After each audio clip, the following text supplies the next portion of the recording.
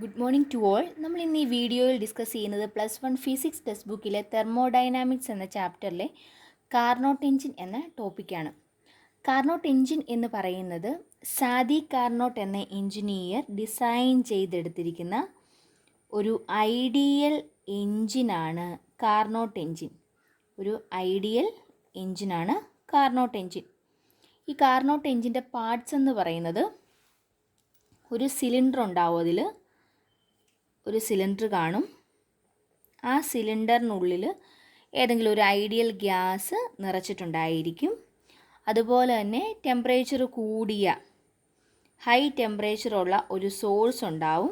T1 kelvin temperature നമ്മൾ എടുക്കുന്നു. അതുപോലെ തന്നെ T2 കെൽവിൻ ടെമ്പറേച്ചറുള്ള ഒരു ലോ ടെമ്പറേച്ചറുള്ള ഒന്നാണ് സിങ്ക്. അതിൻ്റെ ടെമ്പറേച്ചർ T2 കെൽവിൻ എന്ന് കൊടുത്തു. അതുപോലെ തന്നെ ഒരു ഇൻസുലേറ്റിംഗ് സ്റ്റാൻഡും കാണും. അപ്പോൾ ഇത്രയും പാർട്സുകളാണുള്ളത് എന്തിനകത്ത്? ഒരു കാർനോട്ട് എഞ്ചിനകത്ത് ഉള്ളത്. ഇനി ഈ കാർനോട്ട് എഞ്ചിൻ വർക്ക് ചെയ്യുന്നത് ഒരു റിവേഴ്സിബിൾ സൈക്കിളിൽ നിന്നുകൊണ്ടായിരിക്കും അത് ഓപ്പറേറ്റ് ചെയ്യുന്നത്. ആ റിവേഴ്സിബിൾ സൈക്കിളിനെ വിളിക്കുന്ന പേരാണ് കാർനോട്ട് സൈക്കിൾ. ഈ കാർനോട്ട് സൈക്കിളിന് 4 സ്റ്റേജസ് ആണ് ഉള്ളത്. ഒരു കാർനോട്ട് സൈക്കിളിൻ്റെ ഒരു പ്രഷർ വോളിയം ഗ്രാഫാണ് നമ്മളിതിൽ വരച്ച് ചേർത്തിരിക്കുന്നത്. അപ്പോൾ ഇവിടെ നോക്കിക്കഴിഞ്ഞാൽ നമുക്ക് കാണാം, എ എന്ന് പറയുന്ന ഒരു പോയിന്റിൽ നിന്ന് സ്റ്റാർട്ട് ചെയ്തു, A to B, then C, then D, then return to A. അപ്പോൾ നമുക്കിനി നോക്കാം ഇതിലെ 4 സ്റ്റേജസ് ഏതൊക്കെയാണെന്ന്.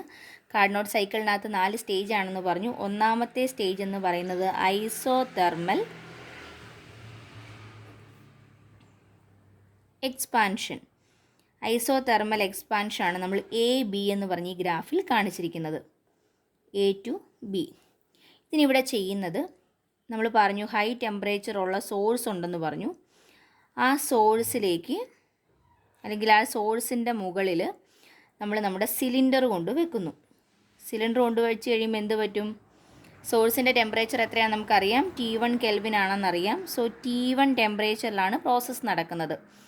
എന്ത് ചെയ്യും? സോഴ്സ് ടെമ്പറേച്ചർ കൂടുതലാണെന്ന് പറഞ്ഞു. സോ ഇതിനകത്തുള്ള ഗ്യാസ് ഇതിൽ നിന്നും ഹീറ്റ് എനർജി അബ്സോർബ് ചെയ്തെടുക്കുന്നു. ഹീറ്റ് എനർജി അബ്സോർബ് ചെയ്ത് കഴിയുമ്പോൾ എന്ത് സംഭവിക്കും? അത് എക്സ്പാൻഡ് ചെയ്യാനായിട്ട് തുടങ്ങും. സോ അതിൻ്റെ വോളിയം കൂടുന്നു. വോളിയം കൂടുമ്പോഴത്തേന് പ്രഷർ കുറഞ്ഞിരിക്കും. സോ പ്രഷർ P1-ൽ നിന്ന് P2-ലേക്ക് വരുന്നു. വോളിയം V1-ൽ നിന്ന് V2-ലേക്ക് വരുന്നു. അങ്ങനെയാണെങ്കിൽ നമുക്ക് ഇവിടുത്തെ വർക്കിനുള്ള ഇക്വേഷൻ ഒന്ന് എഴുതാം. ഇത് ഐസോതെർമൽ എക്സ്പാൻഷൻ ആണ്. സോ ഐസോതെർമൽ പ്രോസസ്സിലെ വർക്ക് ഡണ്ണുള്ള ഇക്വേഷൻ നമ്മൾ പഠിച്ചിട്ടുണ്ട്. WAB is equal to, equation എങ്ങനെ വരും? 2.303 nRT1 log V2/V1 എന്ന് കിട്ടി. അതാണ് ഒന്നാമത്തെ കേസിലുള്ള വർക്ക് ഡണ്ണിൻ്റെ ഇക്വേഷൻ. ഇനി നമുക്ക് അടുത്ത കേസിലേക്ക് പോകാം. രണ്ടാമത്തെ സ്റ്റേജ് എന്ന് പറയുന്നത് അഡയബാറ്റിക് എക്സ്പാൻഷനാണ്.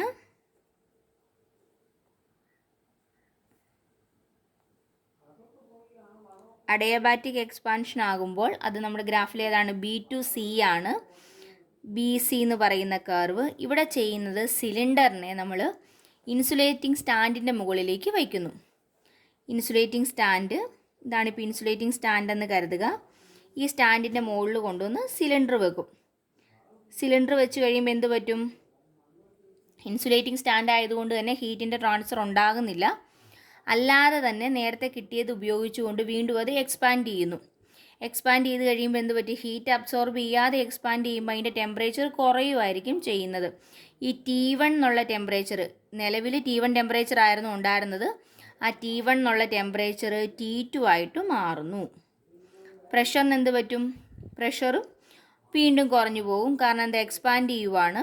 നിലവിലത്തെ പ്രഷർ P2 ആണ്, അത് P3 ആയിട്ട് മാറി. വോളിയം കൂടുവാണ് ചെയ്യുന്നത്. V2 ആയിരുന്നു, അത് V3 ആയിട്ട് മാറുന്നു. ഇവിടുത്തെ കേസിലുള്ള വർക്ക് ഡൺ നമുക്ക് എഴുതാം. WBC is equal to equation NR/1 minus gamma T2 minus T1. ഇതെങ്ങനെയാണ് വരുന്നത്? നമ്മൾ മുന്നിലുള്ള വീഡിയോയിൽ പറഞ്ഞതാണ്. ഇനി അടുത്ത കേസ് എന്ന് പറയുന്നത് എന്തായിരിക്കും? മൂന്നാമത്തെ സ്റ്റേജാണ്. മൂന്നാമത്തെ സ്റ്റേജ് എന്ന് പറയുമ്പോൾ അത് ഐസോതെർമൽ കംപ്രഷനാണ്. Isothermal compression. ഗ്രാഫ് ഏതായിരിക്കും? ഗ്രാഫ് വരുന്നത് ഈ പോർഷനാണ്. C2D ആണ്. CD എന്ന് പറയുന്ന ഭാഗമാണ് വരുന്നത്. CD. അതിനുവേണ്ടി നമ്മൾ ചെയ്യുന്ന എന്താണ്? സിങ്കിൻ്റെ മുകളിലേക്ക് സിങ്ക് എടുക്കുന്നു. സിങ്കിൻ്റെ ടെമ്പറേച്ചർ നമുക്കറിയാം, T2 കെൽവിൻ ആണെന്നറിയാം. ഈ സിങ്കിൻ്റെ മുകളിൽ എന്ത് കൊണ്ടുവെക്കും? സിലിണ്ടർ കൊണ്ടുവച്ചിരിക്കുന്നു. അപ്പോൾ എന്തായിരിക്കും സംഭവിക്കുന്നത്?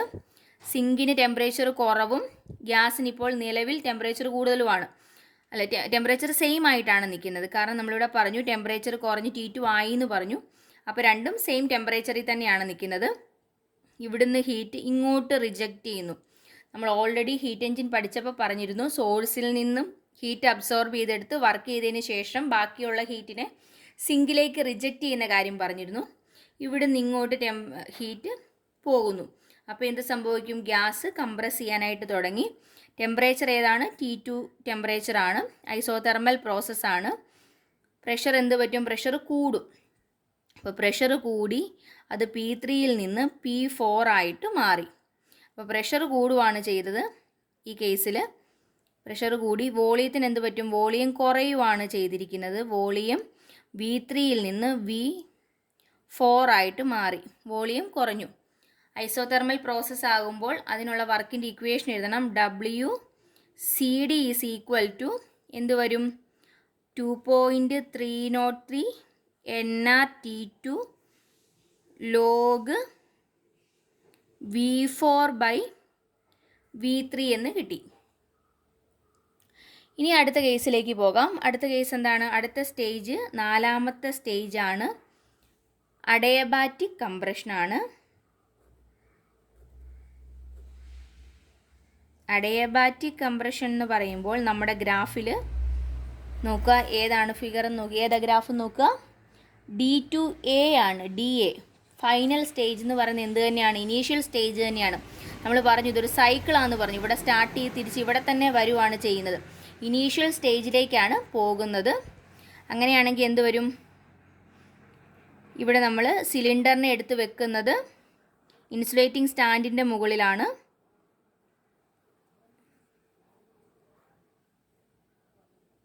ഇൻസുലേറ്റിംഗ് സ്റ്റാൻഡിൻ്റെ മുകളിലേക്ക് എടുത്തു വെക്കുന്നു. ടെമ്പറേച്ചർ എങ്ങനെ മാറും?